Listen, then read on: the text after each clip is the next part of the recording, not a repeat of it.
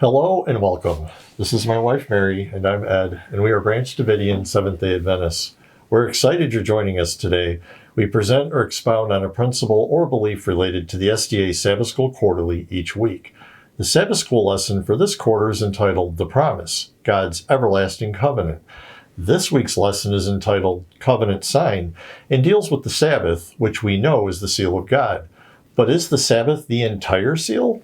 To answer this question, let's take a look at the examples of the sealing of the people of God in Ezekiel 9, and some things Ellen White said concerning it.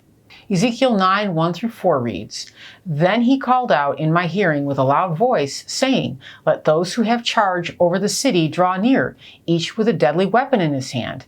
And suddenly 6 men came from the direction of the upper gate, which faces north, each with his battle axe in his hand.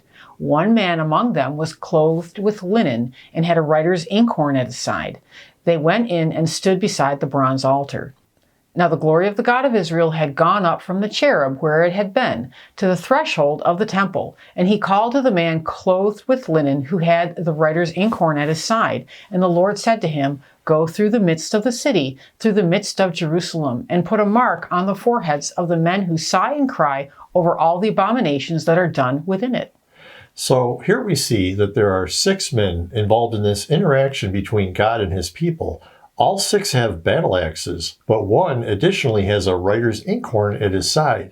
As a report for duty, God instructs the man with the inkhorn to go through and place a mark on the foreheads of those who sigh and cry over all the abominations done within the city of Jerusalem.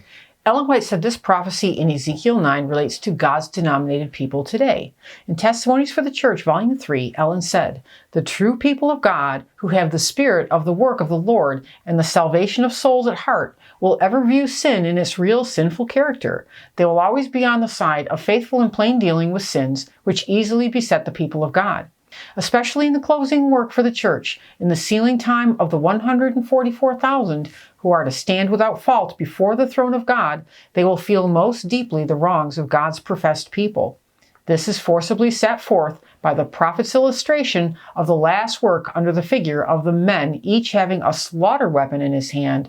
One man among them was clothed with linen, with a writer's inkhorn by his side.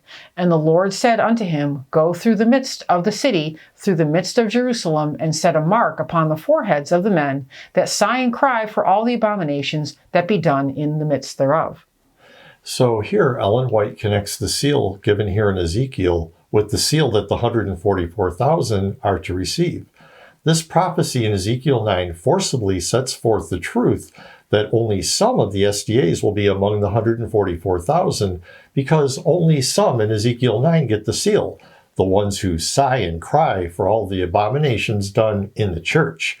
This prophecy is again shown to apply to the SDA Church in Testimonies for the Church, Volume 5, in the chapter entitled The Seal of God. After quoting Ezekiel 9, 3-4, Ellen says, "The prophet, looking down the ages, had this time presented before his vision, the nations of this age have been recipients of unprecedented mercies. The choicest of heaven's blessings have been given them. But increased pride, covetousness, idolatry, contempt of God, and base ingratitude are written against them. They are fast closing up their account with God. But that which causes me to tremble is the fact that those who have had the greatest light and privileges, SDAs, have become contaminated by the prevailing iniquity. Influenced by the unrighteous around them, many, even those who profess the truth, have grown cold and are borne down by the strong current of evil. The crisis is fast approaching. The rapidly swelling figures show that the time for God's visitation has about come. At the time when the danger and depression of the church are greatest, the little company who are standing in the light will be sighing and crying for the abominations that are done in the land. But more especially will their prayers arise in behalf of the church because its members are doing after the manner of the world. Here in Ezekiel 9, we see that the church, the Lord's sanctuary, was the first to feel the stroke of the wrath of God. So, if all SDAs accept the Sabbath, and only a little company of SDAs receive the seal of God, it seems clear that the seal that the 144,000 are to be sealed with must involve more than simply keeping the Sabbath. And this is exactly what Ellen White relates to us from one of her visions concerning the 144,000. Ellen White said, the 144,000 were all sealed and perfectly united. On their foreheads was written God, New Jerusalem, and a glorious star containing Jesus' new name. In this vision, Ellen sees that there is a collection of aspects to the seal that will be written on the foreheads of the 144,000. Jesus writes on their foreheads 3 parts of a seal: God, New Jerusalem, and a glorious star containing Jesus' new name. The God part seems easy enough to understand, since we all know that the seal of God is the Sabbath. But what are these other aspects of the seal? Clearly, there is more. There is no question that this is very alarming, and of course it should be. It is intended to stir our hearts out of its slumber, out of the idea that we are rich and have need of nothing, nothing more to search for in regard to present truth, no more new light to investigate, and to get us to wake up to the fact that there is more to the seal of God than just keeping the Sabbath. If you yourself are keeping the Sabbath, but still find that you continue to struggle with iniquity, with sin in your heart, then it should come as a welcome relief to know that you have more to learn, more to settle into. Ellen White said, just as soon as the people of God are sealed in their foreheads, it is not any seal or mark that can be seen, but a settling into the truth, both intellectually and spiritually, so they cannot be moved. Just as soon as God's people are sealed and prepared for the shaking, it will come. Indeed, it has begun already. Be encouraged. You have more truth to settle into. As Ellen says here, we need to settle into these sealing truths first intellectually so that we can mentally grasp and understand them, and then spiritually, which is taking the truth beyond a theory of the mind and into practical living experience in our lives. We need to understand the truth, then live the truth. But here's the key.